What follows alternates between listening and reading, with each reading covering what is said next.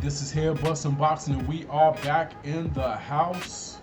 And it seemed like the saga of who Canelo Alvarez will fight on September 14th just keep continuing and snowballing. We've heard names like Errol Spence, which we know that's not going to happen because he has a fight with Porter. Throw his name in the ring though. Nonetheless, we've heard Jamal Charlo, Demetrius Andres, Sergey Kovalev, Caleb Smith, Billy Joe Saunders, just whoever you can think of, almost from 160 to 175. You have fighters from 154 calling them out, 147. I mean, it's incredible. I've never seen anything like this outside of maybe Floyd Mayweather Jr. And it seems like DAZN or Oscar De La Hoya and their team are narrowing it down between Gennady Golovkin, who's definitely the person the DAZN people want him to fight, and also Sergey Kovalev. It seems like they're really pushing that narrative. They offered Sergey more money. He has the option to buy out Anthony Yard, give him some push aside money to make that fight happen, but that hasn't been decided yet. They're saying that Demetrius Andres seems to be the third but distant option, but also there are still talks about Jaime Mungo, who in my opinion is the last person I want to see him fight, but nonetheless that name keeps getting thrown up, so it's really hard to say who he's actually going to get in the ring with.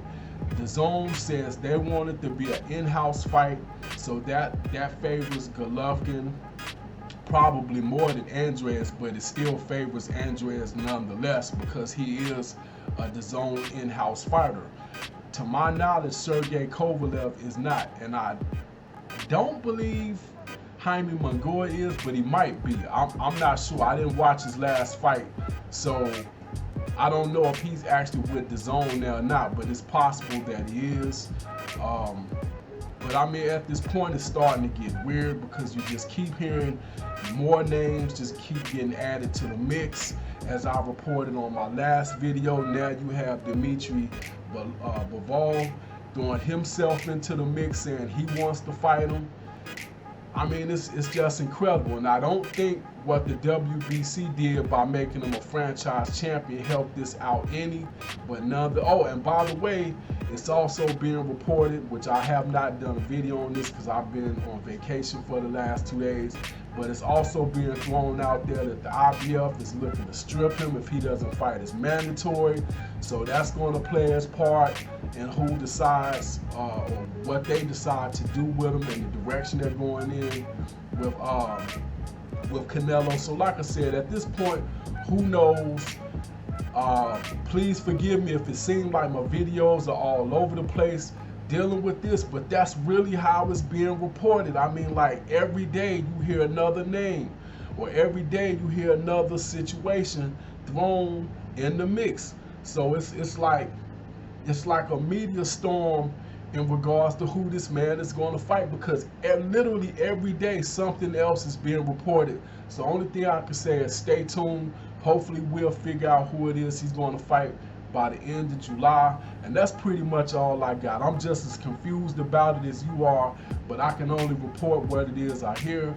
But anyway, this is Head Bustin' Boxing Fight Doctor. Hit that like button, hit that share button, hit that subscribe button. Hit me up in the comment section. Let me know what you think. Is this all just a bunch of nonsense and craziness? Should this stuff be kept behind closed doors? Because it seems like they're feeding us a bunch of garbage. But anyway, this is Head Bustin' Boxing Fight Doctor. I am out.